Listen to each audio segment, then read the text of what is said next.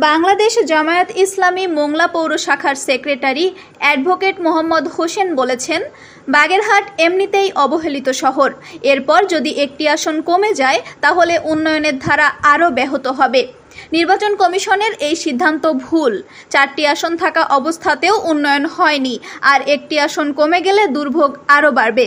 সুন্দরবনের মতো বিশ্ব ঐতিহ্যের জেলা বাগেরহাটে আসন কমানোর মাধ্যমে ষড়যন্ত্র চলছে। আমরা এর প্রতিবাদ করছি ও কঠোর কর্মসূচির হুমকি দিচ্ছি। জান প্রাণ দিয়ে হলেও আমরা আমাদের জন্মভূমি রক্ষা করব। শনিবার সকালে বাংলাদেশ জামায়াতে ইসলামী মোংলা পৌর শাখার আয়োজনে বাগেরহাট সংসদীয় আসন 3 রামপাল মোংলা পুনর্বহালের দাবিতে এক মানববন্ধনে এসব কথা বলেন তিনি। এই মোংলা বন্দরে 64 ডিস্ট্রিক্ট থেকে লোক এসেছে।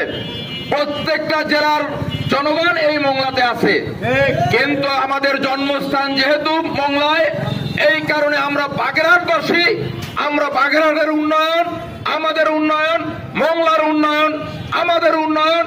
আমরা মোংলাকে ভালোবাসি, আমরা বাগেরহাটকে ভালোবাসি। আমাদের জীবন প্রাণ দিয়ে হলো আমরা আমাদের এই জন্মভূমির ভালোবাসা রক্ষা করবো ইনশাআল্লাহ।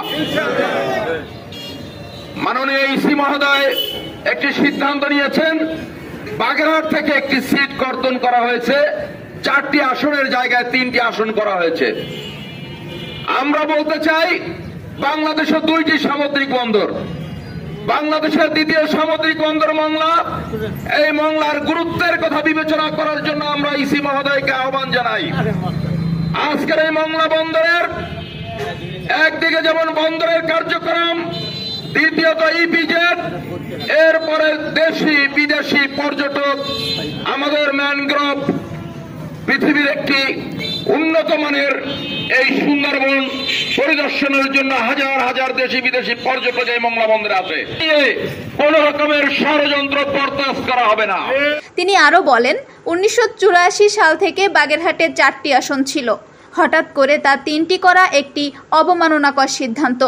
মোংলা বন্দর 2টি বিশ্ব ঐতিহ্য, সুন্দরবন ও 60 গম্বুজ মসজিদ যেখানে রয়েছে, সেই জেলাকে দুর্বল করতে ইসি একটি পরিকল্পিত ষড়যন্ত্র করছে। আমরা এর তীব্র প্রতিবাদ জানাচ্ছি ও দ্রুত সিদ্ধান্ত প্রত্যাহারের দাবি করছি।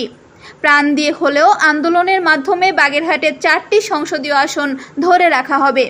এ সময় উপস্থিত ছিলেন উপজেলা জামায়াতের সেক্রেটারি রশিদুজ্জামান শিশির, মোংলা পৌর জামায়াতের নায়েবে আমির মাওলানা মনিরুজ্জামান, অ্যাসিস্ট্যান্ট সেক্রেটারি মাওলানা ওমর ফারুক, মোহাম্মদ আবিদ হাসান, পৌর 6 নং ওয়ার্ড জামায়াতের সহসভাপতি মাওলানা আব্দুর রহমান, 8 নং ওয়ার্ড সভাপতি আনিসুর রহমান সহ অন্যান্যরা। Desk report, Mongla post.